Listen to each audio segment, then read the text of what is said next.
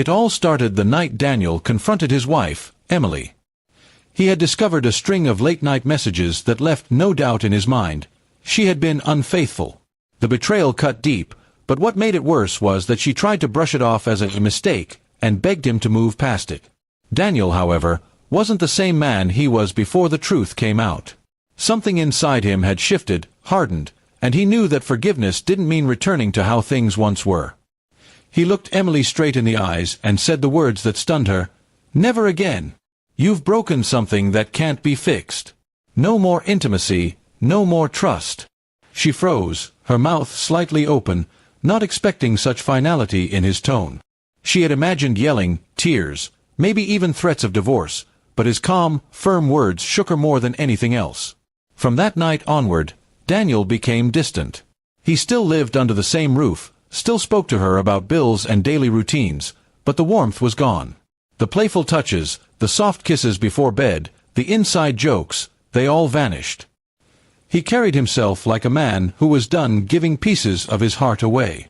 Emily realized quickly that her affair hadn't just been a fling, it had destroyed the bond she once took for granted. Emily tried everything to pull him back. She cooked his favorite meals, left notes on his desk, even tried dressing up for him like she used to. But Daniel's eyes no longer lit up when he looked at her. He treated her with civility but no affection.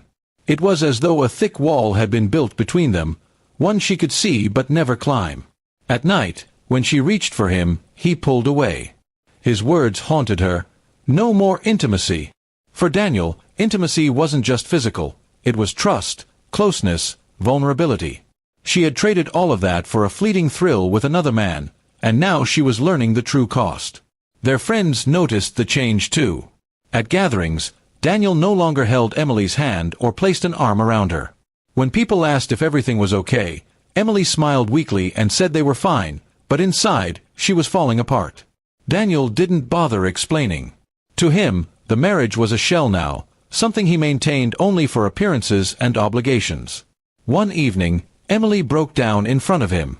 She confessed again, begged again, promised she would never stray again. Tears streamed down her face as she clutched his hands. "Daniel, please, I love you. I made a mistake. Don't shut me out forever." His reply was steady, almost cold. "You didn't make a mistake. You made a choice. And with that choice, you lost me." His words echoed in her mind for days. She started losing sleep, replaying the night she confessed everything. She thought about the man she had risked it all for, realizing he had vanished from her life as quickly as he entered it. He hadn't lost anything, but she had lost her husband, her peace, and her self-respect. Daniel, meanwhile, found a strange sense of peace in his decision. He no longer lived in denial or in pain. By setting his boundaries, he reclaimed control.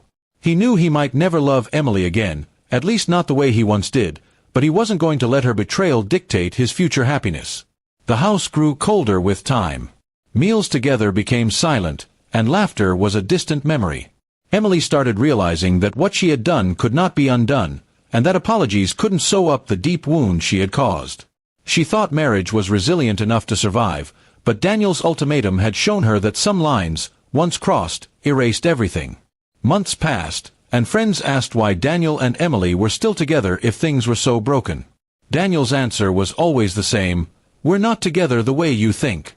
We just share a house." His honesty stunned people, but he no longer cared about appearances. To him, living authentically meant not pretending that love still existed where betrayal had burned it down. Emily lived each day with regret gnawing at her. She wished she could turn back time, wished she had valued Daniel's loyalty when she had it. Now she lived with the weight of knowing she had destroyed the one person who had loved her unconditionally. And Daniel's quiet strength, the way he refused to budge from his ultimatum, made it clear that nothing would ever return to the way it was. In the end, Daniel didn't need revenge. His decision was punishment enough. By denying Emily the intimacy and trust she craved, he showed her the true cost of betrayal. And every morning she woke up to his distant presence was a reminder: some wounds never heal, and some ultimatums are final.